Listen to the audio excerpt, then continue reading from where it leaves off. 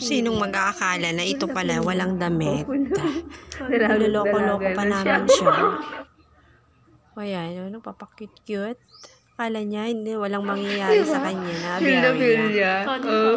Tony Fowler.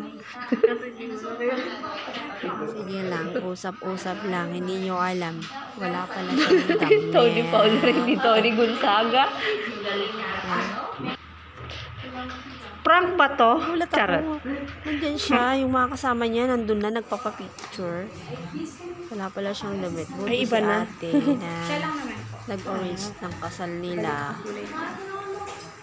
May back up agad. Diba? Ang ganda. Iba yung damit niya pero ang ganda.